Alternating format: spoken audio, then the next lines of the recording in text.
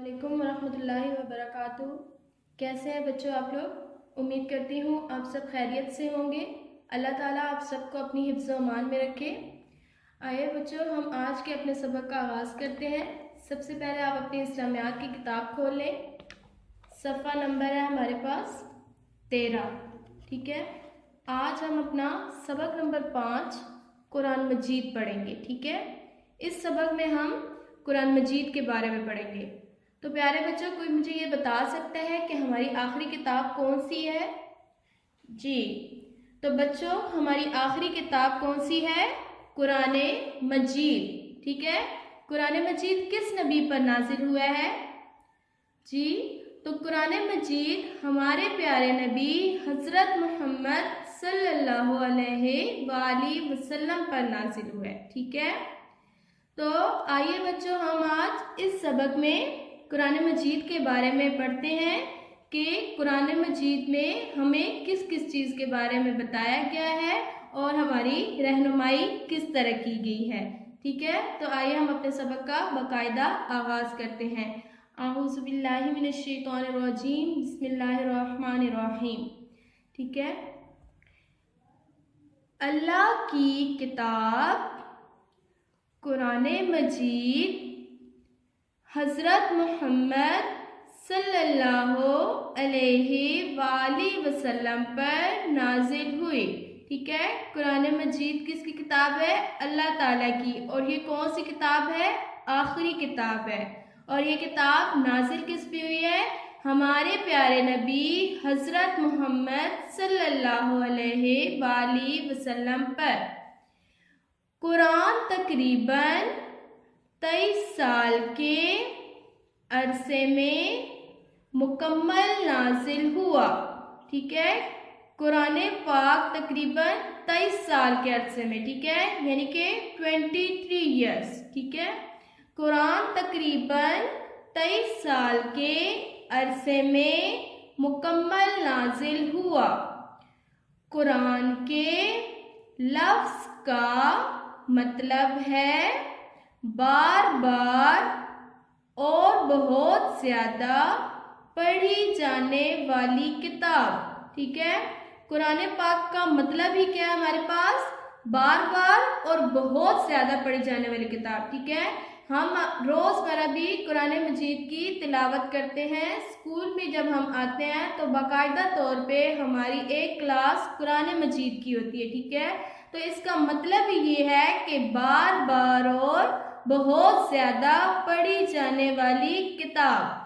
कुरान मजीद की हिफाजत का ज़िम्मा अल्लाह ताला ने खुद लिया है। ठीक है, कुरान मजीद की हिफाजत का ज़िम्मा किसने लिया है? कुरान मजीद की हिफाजत का ज़िम्मा अल्लाह ताला ने खुद लिया है। कुरान सिर्फ मुसलमानों के लिए नहीं उतारा गया, बल्कि दुनिया का हर इंसान कुरान की रहनुमाई का मोहताज है। ठीक है, कुरान मजीद सिर्फ हम मुसलमानों के लिए नहीं है, बल्कि दुनिया में जितने भी इंसान हैं कुरान मजीद की रहनुमाई के मोहताज हैं। ठीक है, हर इंसान को कुरान मजीद से रहनुमाई हासिल करने की ज़रूरत है। ठीक है, कुरान सिर्फ मुसलमानों के लिए नहीं उतारा गया, बल्कि दुनिया का हर इंसान कुरान की रहनुमाई का मोहताज है। ठीक है, आगे कुछ हमें कुरानी मालूमात दी गई हैं। ठीक है, तो सबसे पहले क्या है? कुरान मजीद अरबी ज़बान में है। ठीक है, कुरान मजीद किस ज़बान में है? कुरान मजीद अरबी ज़बान में है। कुरान मजीद हज़रत जिब्राईल अलैहिस्सलाम लेकर आते थे। कुरान मजीद कौन से फरिश्ते लेकर आते थे? कुरान मजीद हज़रत जिब्राईल अलैहिस्सलाम लेकर आते थे। पहली दफ़ा जब कुरान मजीद नाजिल हुआ तो नबी सल्लल्लाहु अलैहि वसल्लम गारे हिरा में थे اور رمضان کا مہینہ تھا، ٹھیک ہے۔ جب سب سے پہلی وحی نازل ہوئی تھی تو اس وقت نبی کریم صلی اللہ علیہ وآلہ وسلم غار حرا میں موجود تھے اور اپنی عبادت میں مشغول تھے، ٹھیک ہے۔ اور وہ مہینہ کون سا تھا؟ رمضان شریف کا، ٹھیک ہے۔ قرآن مجید کس مہینے میں نازل ہونا شروع ہوا؟ رمضان کے مہینے میں۔ سب سے پہلے سورۃ العلق کی پہلی 5 آیات نازل ہوئیں، ٹھیک ہے۔ سورۃ العلق کی پہلی 5 آیات نازل ہوئی، 30ویں پارے میں سورۃ العلق موجود ہے۔ قرآن مجید کے 540 رکوع ہیں، ٹھیک ہے۔ قرآن مجید میں کل کتنے رکوع ہیں؟ 540، یعنی کہ 540، ٹھیک ہے۔ قرآن مجید کے 540 رکوع ہیں۔ قرآن کی سورتوں کی تعداد 114 ہے۔ قرآن مجید میں کل کتنی سورتیں ہیں؟ 114، یعنی کہ 114۔ قرآن کے 30 پارے ہیں، قرآن کے 30 پارے ہیں، مینس کے 30 پارے۔ قرآن مجید کا سب سے چھوٹا ٹکڑا آیت کہلاتا ہے، ٹھیک ہے۔ قرآن مجید کا سب سے چھوٹا ٹکڑا آیت کہلاتا ہے۔ بچوں، آیت کس کو کہتے ہیں؟ قرآن مجید کا سب سے چھوٹا ٹکڑا آیت کہلاتا ہے، ٹھیک ہے۔ یہاں پہ دیکھ لیں کہ یہ آیت ہمارے پاس لکھی ہوئی ہے، ہمیں کیسے پتہ چلے گا کہ یہ آیت ہے؟ جہاں پہ آیت ختم ہوتی ہے وہاں پہ ایک یہ سرکل سا بنا ہوا ہوتا ہے، ٹھیک ہے۔ جب یہ سرکل سا بنا ہوا آتا ہے تو ہمیں پتہ چلتا ہے کہ یہاں پہ آیت ختم ہو گئی ہے، ٹھیک ہے۔ اب یہاں پہ یہ آیت ختم ہو رہی ہے تو سرکل بنا ہوا ہے، اگلی آیت یہاں پہ ختم ہو رہی ہے تو سرکل بنا ہوا ہے، ٹھیک ہے۔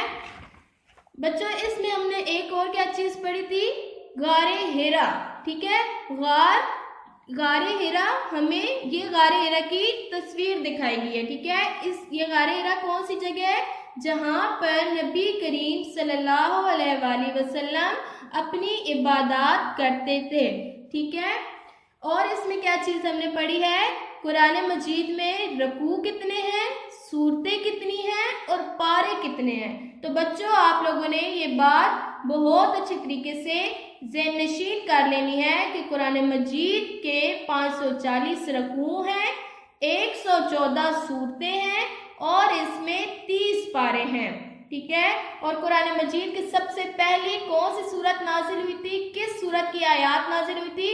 سورۃ العلق کی پہلی 5 آیات نازل ہوئی تھی، ٹھیک ہے۔ یہ چیزیں آپ لوگوں نے بہت اچھے سے یاد کرنی ہیں۔